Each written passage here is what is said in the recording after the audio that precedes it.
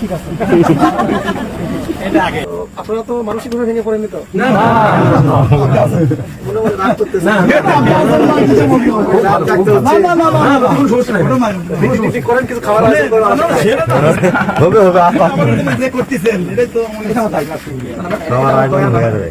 এটা আমার দায়িত্ব। মানে আপনারা এই প্রত্যাশা করে ভোট দিয়েছেন, তাই না, যে ছেলেটা আমাদেরকে দেখে রাখবে। আমি যদি এখন ঘুমাই আর আপনারা কষ্ট করেন, এটা তো হলো না। তো আমি আপনাদের সাথে সারা রাত আছি। বিশেষ করে আজকে আগামীকালটা গুরুত্বপূর্ণ। আগামীকালও একটু শোনেন দাদা, আপনারা নিশ্চিত থাকবেন। শুধু বলার জন্য বলা না, শুধু বলার জন্য বলা না, কেউ যদি কোনো ঝামেলা করতে চায় হাত ঘুরিয়ে দিবে। আসসালামু আলাইকুম। বাংলাদেশ জামাত ইসলামী ইসলামী ছাত্র শিবিরের মতন আদর্শবান নেতা এখনো পর্যন্ত জাতিকে কেউ উপহার দিতে পারেনি। কথাটি কি জন্য বলছি তার একটু প্রমাণ আপনাদেরকে দেখাবো। সুপ্রিয় দর্শক, আমি আবারও বলছি আপনাদেরকে চ্যালেঞ্জ করে, বাংলাদেশে যে সকল রাজনৈতিক সংগঠনগুলো রয়েছেন তারা কেউই জামাত এবং শিবিরের মতন আদর্শবান নেতা তৈরি করতে পারেনি। আপনাদের মাঝে একটি ভিডিও নিয়ে এসেছি জামাতের একজন চেয়ারম্যান নূর মোহাম্মদ আবু তাহেরের, যিনি হিন্দুদের মাঝে গিয়ে তাদেরকে সাহস যোগাচ্ছেন, তাদেরকে আশ্বস্ত করছেন, রাতের বেলা তাদের সাথে থাকার অঙ্গীকার করেছেন। এই নূর মোহাম্মদ আবু তাহের তিনি বাংলাদেশ ইসলামী ছাত্র শিবিরের সাবেক অন্যতম একজন নেতা ছিলেন এবং বর্তমান তিনি বাংলাদেশ জামাত ইসলামের সাথে যুক্ত রয়েছেন এবং জামাত ইসলামের মনোনীত চেয়ারম্যান তিনি। তার এলাকার হিন্দুরা তাকে কতটা ভালোবাসে আপনারা অবাক হয়ে যাবেন দেখলে। সে প্রদর্শক এবং হিন্দুদেরকেও তিনি কতটা ভালোবাসেন, কতটা পাশে থাকেন। রাত জেগে তিনি বলছেন যে আপনারা এখন দুঃসময়ে আপনারা জেগে থাকবেন, আমি ঘুমিয়ে থাকবো, তা তো হতে পারে না, আমি রাতভর আপনাদের সাথেই আছি। চলুন আমরা বিস্তারিত দেখে আসি। ঠিক আছে।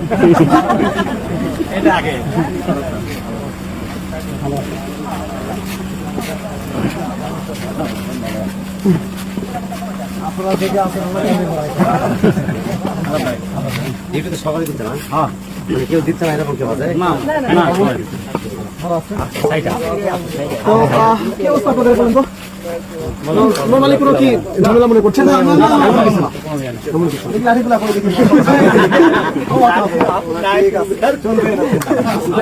ঠিক আছে, আপনারা কষ্ট করছেন, আমি ভাবছি একটু এলাকার সবাই সবগুলো মন্দিরে একটু যাবো। আপনারা জেগে আছেন, আমরা ঘুমিয়ে থাকলে এটা ইনজাস্টিস হয়ে যাবে। আসসালামু আলাইকুম।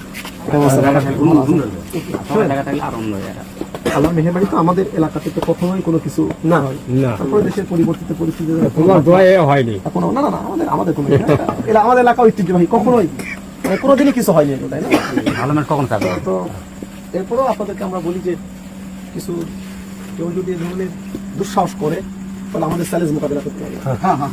তো তারা সুবুদে আসে ফিরে যাবে, মানে আরামসে, এটা হবে না।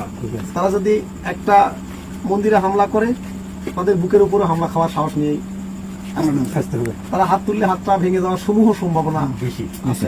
আমাদের লোকজন, তারপর আপনারা মনে করবেন না যে এর মধ্যে আছে আমাদের মোড়ে লোক আছে, বাজারে তারুজ বাজারে লোক আছে, ঝাঁঝরা বাজারে লোক আছে, কেউদ বাজারে লোক আছে, মসজিদনগর বাজারে পাওগোসা আছে। যখন মনে করবেন যে আমরা একটা পেট্রোলিং করছি আর কি, যখন মনে করবেন যে আশঙ্কা মনে করবেন কোনো কিছু ঘটে গেলে বলে কোনো আসলে একটু অপরিচিত লোকজন, মানে 2-4 জন বেশি লোকজন এখানে এখন 5-6 জন লোক হাঁটতে পারবে না একসাথে, মানে অপরিচিত কোনো লোকজন 5-6 জন হাঁটতে পারবে না। 5-6 জন লোক হয়, কেন আসছে তার জিজ্ঞাসা জবাব দিয়ে করে তারপরে করবে। এরপর যদি মনে হয় উল্টা পাল্টা বলতেছে ধরে রাখেন, বাকিটা আইন শৃঙ্খলা বাহিনীকে দেখবে, আমরা দেখবো ইনশাআল্লাহ। তো আপনারা তো মানসিকভাবে ভেঙে পড়েনি তো? মনে মনে রাগ করতেছেন? করেন কিছু খাবার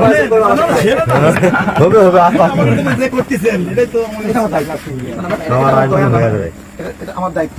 মানে আপনারা এই প্রত্যাশা করে ভোট দিয়েছেন, তাই না, যে ছেলেটা আমাদেরকে দেখে রাখবে। আমি যদি এখন ঘুমাই আর আপনারা কষ্ট করেন, এটা তো হলো না। তো আমি আপনাদের সাথে সারা রাত আছি। বিশেষ করে আজকে আগামীকালটা গুরুত্বপূর্ণ। আগামীকালও একটু থাকবেন। শোনেন দাদা, আপনারা নিশ্চিত থাকবেন।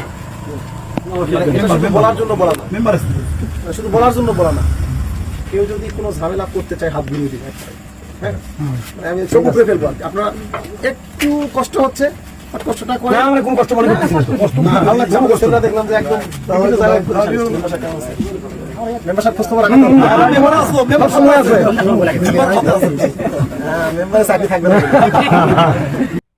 এটা তো আপনারা নমুনা দেখলেন। আপনাদের কি মনে আছে মাওলানা মতিউর রহমান নিজামী, শহীদ আলী হাসান মোহাম্মদ মুজাহিদের কথা? তারা দুজন দুটি মন্ত্রণালয় পরিচালনা করতেন।